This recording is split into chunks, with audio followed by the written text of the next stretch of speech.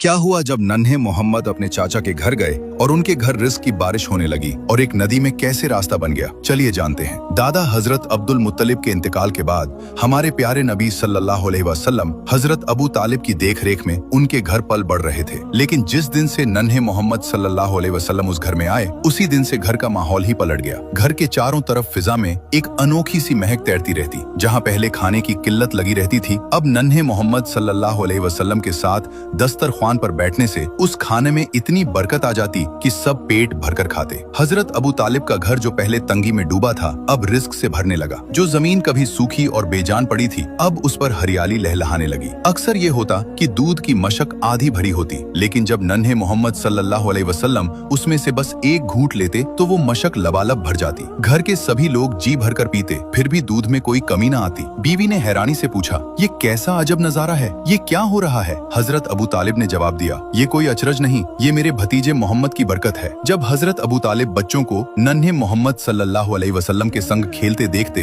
तो उनके दिल में एक अजीब सा चैन उतर आता। वो मन ही मन सोचते, ये बच्चा कुछ और ही है, अल्लाह ताला इसे किसी बड़े मकसद के लिए तैयार कर रहा है। दादा हजरत अब्दुल मुत्तलिब का साया तो उठ चुका था, लेकिन उनकी आखिरी वसीयत पूरी हुई। हजरत अबू तालिब ने हुजूर सल्लल्लाहु अलैहि वसल्लम को अपने सगे बेटे की तरह पाला पोसा और उनके लिए अपना सब कुछ निसार करने को तैयार रहे। इसी तरह नन्हे मोहम्मद सल्लल्लाहु अलैहि वसल्लम की परवरिश हजरत अबू तालिब के घर की छाया में होती रही। जब आप सल्लल्लाहु अलैहि वसल्लम की उम्र 10 बरस हुई तो आप अपने चाचा हजरत जुबैर के हमराह यमन की जानिब सफर पर रवाना हुए। गर्म रेगिस्तान की लू में काफिले के कदम धीरे धीरे यमन की राह पर बढ़ते जा रहे थे। तभी राह में एक अनोखा वाकया पेश आया। एक वादी में एक ऊंट लोगों का रास्ता रोके खड़ा था और किसी को भी आगे नहीं जाने दे रहा था। जैसे ही उस ऊंट की नजर आप सल्लल्लाहु अलैहि वसल्लम पर पड़ी, वो अपना सीना जमीन से लगाकर बैठ गया। आप सल्लल्लाहु अलैहि वसल्लम अपनी सवारी से उतरे और उस ऊंट पर सवार हो गए। वादी के पार पहुंचने के बाद आपने उसे आजाद कर दिया। जब काफिला सफर से लौटा तो देखा कि वही वादी अब पानी से लबालब भरी हुई थी। आप सल्लल्लाहु अलैहि वसल्लम ने काफिले वालों से फरमाया,